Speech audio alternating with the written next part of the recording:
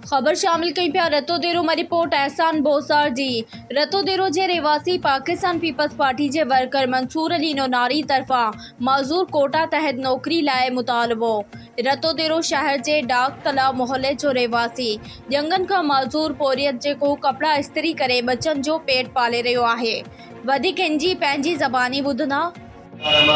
केतिरे अरसे खां मां पाकिस्तान पीपल्स पार्टीअ खे अर्ज़ु थो कंदो अचां त महिरबानी करे मूंखे डिसेबल कोटा मां का हल्की फुल्की नौकरी ॾियो, पर मूंखे अफ़सोस आहे अॼु ॾींहं ताईं मुंहिंजी का वाह न आहे ॿुधी वई। मां पाकिस्तान पीपल्स पार्टीअ जे उहिदेदारनि खे आला क़यादत खे अर्ज़ु थो कयां त महिरबानी करे ख़ुदा जे वास्ते मूंखे डिसेबल कोटा मां का हल्की फुल्की ॾियो।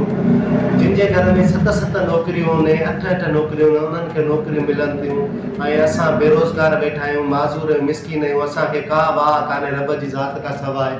तव्हां महिरबानी करे मूंखे डिसेबल कोटा मां नौकरी ॾियो। हिन रमज़ान जे भलारे महीने में मां तव्हांखे अपील थो कयां, महिरबानी करे ख़ुदा रा मुंहिंजा नंढड़ा मासूम बचड़ा, ख़ुदा जी ज़ात ॾिसे थी ॾाढो परेशानी में वक़्तु थो गुज़रे, मुंहिंजा नंढड़ा मासूम बचड़ा आहिनि। पाकिस्तान पीपल्स पार्टी केतिरनि जा घर ठाहिया आहिनि, पर अलाए छो मूं ग़रीब मिसकीन जी का वाह नथी ॿुधी वञे।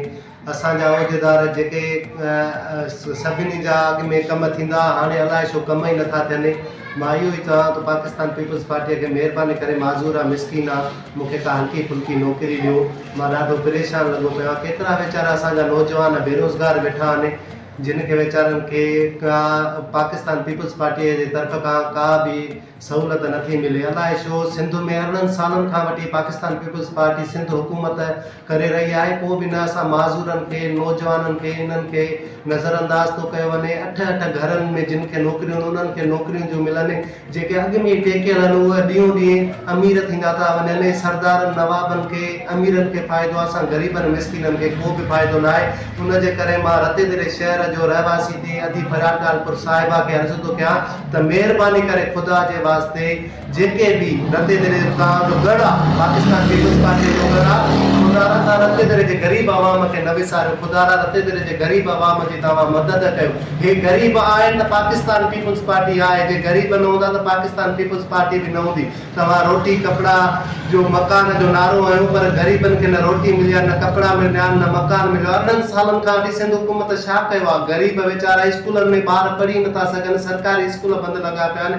असां ग़रीबनि खे रोज़गार न आहिनि, हेॾी महांगाई थी वई आहे, अटा चांवर हर शइ महांगी थी वई आहे। असां काॾे वञूं, कंहिंखे था वञूं? हिकिड़ी रब जी ज़ात आहे, परवरदिगार सभिनी खे हलाए थो, पर ॿेली ख़ुदा रा को न को हीलो वसीलो मिलंदो आहे। असां पाकिस्तान पीपल्स पार्टीअ जे बिलावल चेयरमैन बिलावल भुट्टो ज़रदारी साहब खे, अदी फरादालपुर साहिबा खे, मोहतरम एजाज लिगारी साहब खे, एजाज खान गुलाम मुस्तफ़ा खान लिगारी साहब खे, सरदार आगाल निवास खान जलबानी साहब खे, ऐं जेके बि मुंहिंजा शहर जा मोज़िज़ आहिनि, मां निमाना हथ ॿधी सभिनी खे इहो ई अर्ज़ु थो कयां त महिरबानी करे ख़ुदा जे वास्ते माज़ूर मिसकीन जो मुस्तक़बिल सवारियो। मुंहिंजा नंढा मासूम बचड़ा आहिनि, ख़ुदा ॾिसे थो इस्त्री जो कमु नथो करे सघां, हिक टंग ते ॿी टंगुनि में सूर थो पइजी वञे।